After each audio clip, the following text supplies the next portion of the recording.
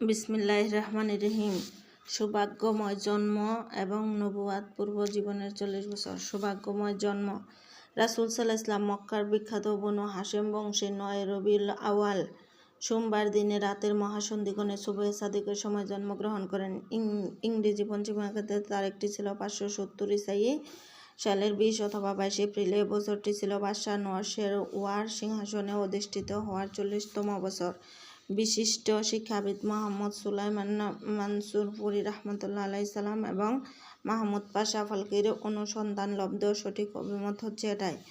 ইবনে সাদ রাদিয়াল্লাহু আনহু হতে বর্ণিত হয়েছে যে রাসূল সাল্লাল্লাহু আলাইহি ওয়াসাল্লাম বলেছেন, যখন আমার জন্ম হয়েছিল তখন আমার শরীর হতে এক জ্যোতি বের হয়েছিল যাতে সামদেশের অট্টালিকাসমূহ আলোকিত হয়েছিল। ইমাম আহমদ রাহমাতুল্লাহ আলাইহি সালাম বাজবিনে সারিয়া হতে অনুরূপ একটি বর্ণনা উল্লেখ করেছেন। রাসূল সাল্লাল্লাহু আলাইহি ওয়াসাল্লামের জন্মের সময় কতগুলো ঘটনা নবুয়তের পূর্বাভাস হিসাবে প্রকাশিত হয়, যেমন কিসরার প্রাসাদের সৌধচূড়াগুলো ভেঙে পড়ে, প্রাচীন পারসিক জাঁকজমকমণ্ডলীর উপাসনাগারগুলোতে যুগ ধরে প্রজ্বলিত হয়ে আসা অগ্নিকুণ্ডগুলো নির্বাপিত হয়ে যায়, বুহায়রা পাদ্রীগণের সরগরম গির্জাগুলো নিস্তেজ ও নিষ্প্রভ হয়ে পড়ে এবং তাদের সুখ স্বাচ্ছন্দ্য বিনষ্ট হয়ে যায়, কাবাঘরের 360টি মূর্তি লুণ্ঠিত হয়ে পড়ে। এ বর্ণনা হচ্ছে ইমাম বাইহাকি রাহমাতুল্লাহ এর, কিন্তু মুহাম্মদ গাজ্জালি এসব বর্ণনাকে সঠিক বলে স্বীকার করেননি। সন্তান ভূমিষ্ঠ হওয়ার পরেই বিবি আমিনা আব্দুল মুত্তালিবের নিকট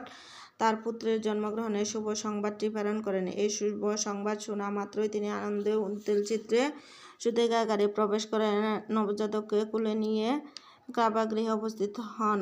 অতঃপর অপূর্ব সুষমামণ্ডিত এই শিশুর মুখমণ্ডলে আনন্দ অশ্রু সজল দৃষ্টি নিক্ষেপ করে আল্লাহর দরবারে শুকরিয়া আদায় করতে থাকেন এবং তার সার্বিক কল্যাণের জন্য প্রার্থনা করতে থাকেন। একান্ত আনন্দ মধুর এই মুহূর্তেই তিনি এটাও স্থির করে ফেলেন যে এই নবজাতকের নাম রাখা হবে মুহাম্মদ। আরববাসীর নামের তালিকায় এটি ছিল অভিনব একটি নাম। অতঃপর আরবের প্রচলিত প্রথা অনুযায়ী 7ম দিনে তার খাতনা করা হয়। তার মাতার পর রাসূল সাল্লাল্লাহু আলাইহি ওয়াসাল্লামকে সর্বপ্রথম দুধ পান করিয়েছিলেন আবু লাহাবের দাসী সুয়াইবা। সেই সময় সুয়াইবার কুলে সেই সন্তান ছিল, তার নাম ছিল মাসরুর। রাসূল সাল্লাল্লাহু আলাইহি ওয়াসাল্লাম এর পূর্বে সুয়াইবা হামজা বিন আব্দুল মুত্তালিবকে এবং পরে আবু সালমা বিন আব্দুল আসাদ মাখজুমিকেও দুধ পান করিয়েছিলেন।